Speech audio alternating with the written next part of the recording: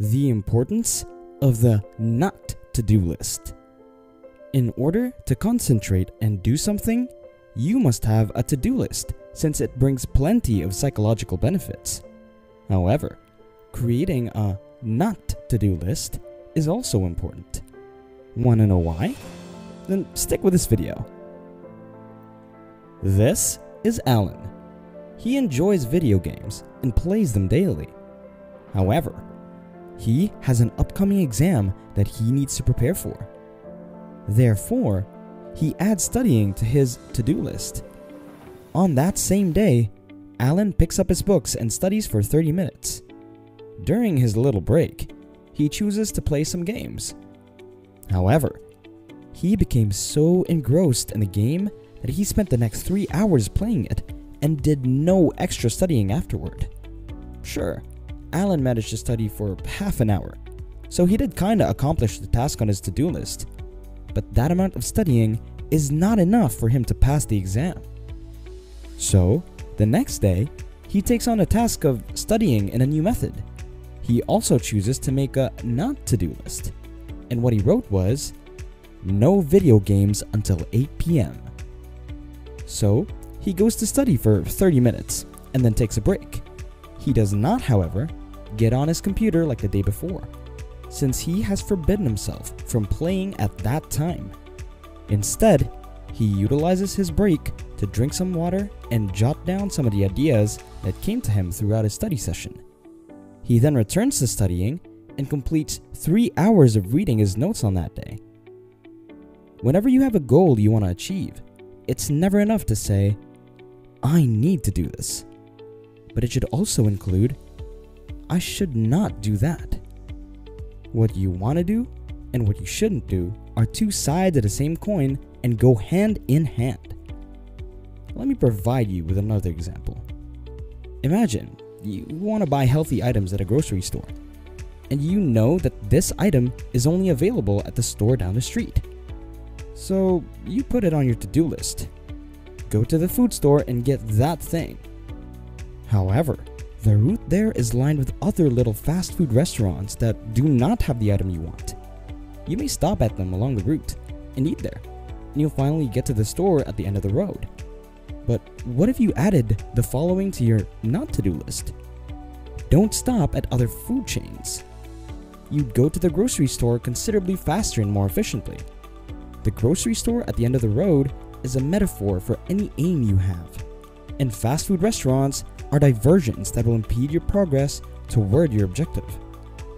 Want to get fit? Then you shouldn't only exercise, but you probably want to avoid eating desserts and processed foods. Want to wake up early in the morning? Then don't just set an alarm. You should also avoid scrolling through social media until past midnight. Sometimes, what you decide not to do is more important than what you do. You really add to one behavior by removing from another. You're creating an empty space that needs to get filled in some shape or form. Additionally, by restricting certain activities, you create a space where you may give your complete attention to the thing that matters the most. Now, some could argue that having restrictions is harmful, and that the best option is complete independence. True, not everyone has the opportunity to freely choose when and how to do something. But there is a drawback to having too much freedom of choice. When our friend Alan passed that exam and finished school, he became a freelance web developer. He's now able to work from his laptop whenever and wherever he wants. He can pick both the time and place.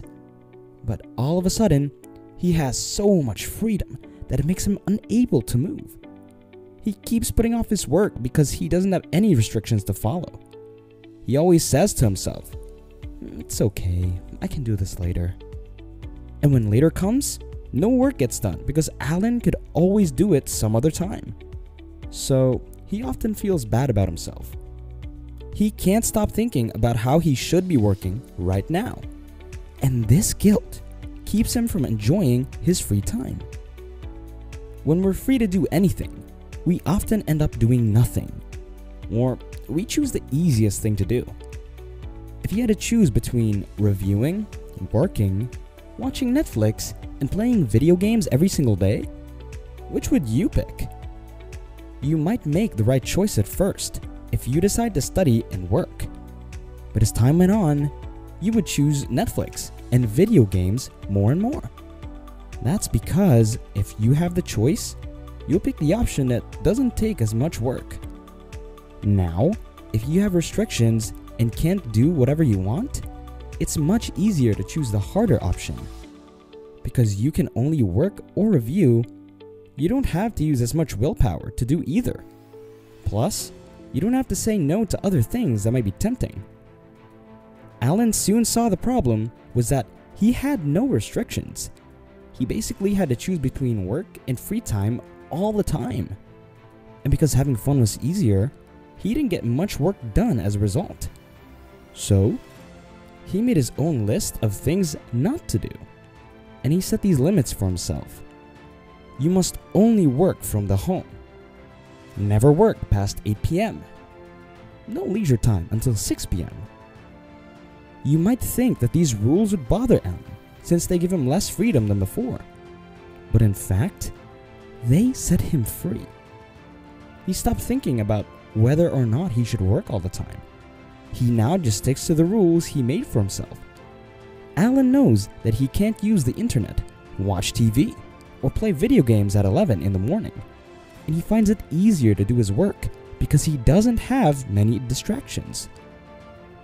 Now, he doesn't feel deprived of his free time either, because he knows he can still enjoy himself, just at a later time. And if it's 9 in the evening, Mike doesn't have to feel guilty for not working.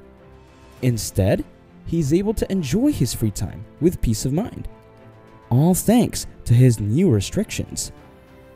One thing I'd like to mention is that it's not always a good idea to put restrictions only on our bad actions, but our positive actions as well. A decent routine would include, say, watching YouTube tutorials about other recipes. However, this act becomes a distraction when you continue to watch during the time of actual cooking for dinner. It hinders you to put your hands on the primary task. So you may want to add watching recipes on YouTube to your not-to-do list if it distracts you. But more importantly, there is one item that should never be on your not-to-do list, and that is continuous learning and changing. Thank you for watching. Please like the video and subscribe to the channel. This will help our community to reach more people and create better lives. Till the next one, bye!